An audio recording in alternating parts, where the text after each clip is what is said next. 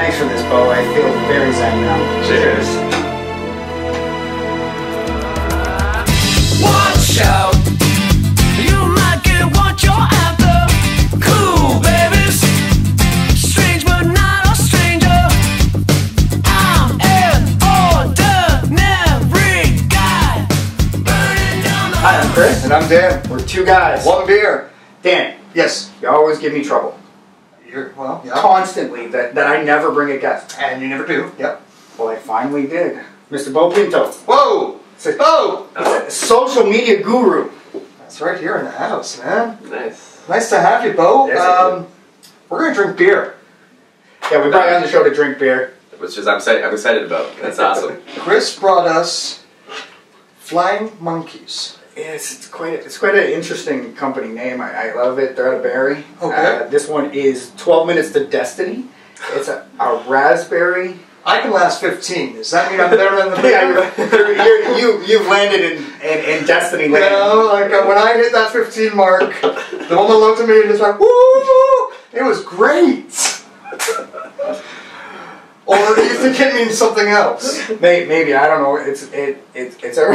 It looks like somebody did LSD and then made this. Yes. Like this 12 minutes is all it takes to get to this state of mind. Because this is intense. And Chris, you were talking about the artwork there a little bit before we start to shoot here, with all the It's got the psychedelic and it's got the hippie lotus flower on there. It's kind of a good segue to throw to your current venture in the yoga art. Yoga. Actually, yoga. this is that a drink or I think you meant yoga. Yeah. So this is Chris's first beer. No, it's not. It's my second. Oh, okay. 12 minutes to destiny. Let's see how long it takes us to drink it.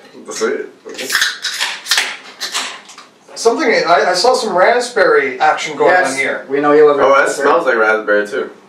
Oh, that smells strong and I like that. Oh, it's nice. Oh, look at the crimson. It looks like blood. Wow. Maybe not so much like blood. Looks like cannabis leaves on the thing too. I want to see that. Like. Well, it has it's a raspberry hibiscus lager. What is hibiscus? It's a flower. Okay. I think so, yeah. It's a red flower. So, but I don't know. Nice. Interesting. It smells nice. It smells amazing. It smells so fruity. This is awesome. So is this your first beer show? This is my first beer show. Yeah. I mean, you're pretty out there in the social media world. You are a known entity in Toronto for sure. Absolutely. And this is your first beer show. This is my first beer show. I'm excited about it. Right when I heard the concept, I was like, "Fucking beer show! Like hell yeah!" This is like I can't. How am I supposed to say no to that? Even like Chris was asking me, he's like, "Hey, so what do you think of this?" I'm like, "Dude, you don't have to convince me. I'm gonna be there." What impressed me most about you showing up today to do the show is that it's 8:30 in the morning, and most people don't drink this early. But if you throw some raspberry fruit into your beer, it's like breakfast. Anytime is a breakfast. Yeah, absolutely. You're getting your fruits. You're getting carbs. This is a whole different thing. Let's give it a shot, guys. Cheers, guys. Cheers. Ooh, it's crisp. That is a morning beer. That's a morning beer. I wake up in the morning, laddie. It's also got the, it's a new word I learnt. It's a new style of beer, and I can never pronounce it correctly. It's a gauche. Yeah, that gauche style. Has that soury. That soury. What's gauche? What does that mean? I don't know. It's not but even every a real soury. word. You know that taste you're getting right now? Yeah, Take away the raspberry, but that, right? That's the gauche. Is that the technical term? See? First beer show and you know all the technical terms. This is great. I tried to use the word crisp to make it feel like I knew what I was talking about. You do. It is. You know what? You could drink this first thing in the morning. Don't go to work. Don't drive.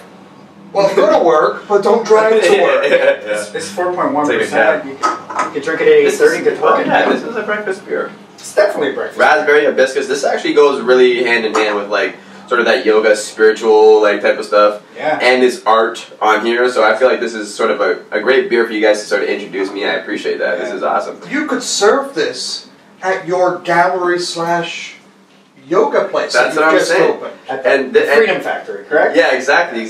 And one thing I really like about here too is right on the can it says normal is weird. Yep. Yes. And that is kind of like the, I guess the fundamental concept that I use when marketing on social media, right? It's like, if you're weird, like, let that be okay. Yes. Like, be weird. Like, it's okay to be weird, you know? But as long as you build your audience around your weirdness. You know? Embrace it. Embrace it, yeah. Embrace it. There's so much fakeness on social media these days that sometimes if you just be yourself, people go like, whoa, this guy's doing something cool. Like, no, I'm just not being fake. That's all it is, you know? Like, you go online and say, hey. special over here. Yeah, if you go online and say, hey, sometimes I have problems. And people are like, what?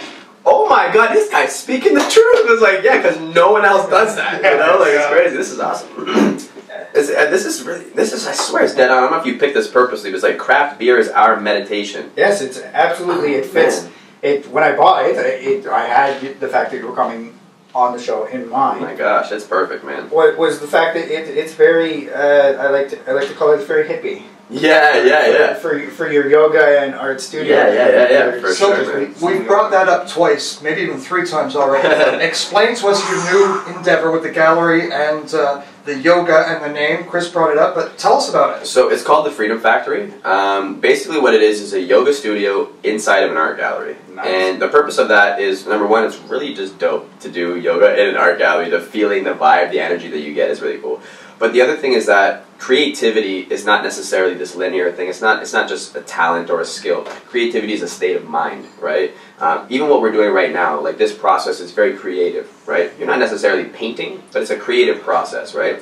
And so, exactly. And the yoga is a process where you're sort of physically managing that creative energy, right? Like we do a lot of stuff with chakras and like the root chakra and things like that. And so as an artist and as people who are very creative, and I think everybody's creative regardless of how you do it. I do it with business, right? Like that's how I create.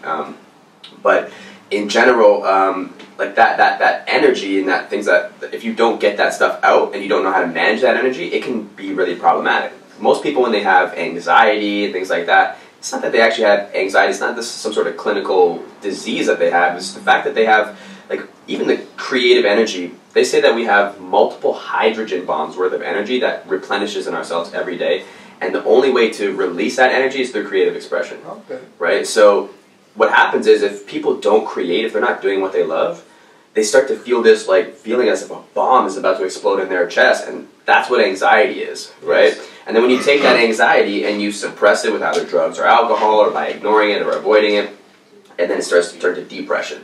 People get like, I can't do it, I don't want to do anything, right? So with the yoga and just with the art in general, what we're trying to do is help people manage that energy so that they can start to live a more happy life and realize that it's not necessarily, you know, if you have anxiety, you have depression, things like that, this is not some clinical thing that you need to take drugs for. You just need to go out and paint or sing or draw or, you know, create something, right? And yeah, I get extremely explosive temper sometimes. And that's all it is just that creative energy. Like, I'm so creative that I have a lot of that energy. I gotta use it regularly. And if I don't work out and do those things, holy, it's crazy, right? So, and yeah, sometimes I do what it takes to be creative, and, you know, making YouTube stuff and Instagram videos and stuff like that. That really helps, you know.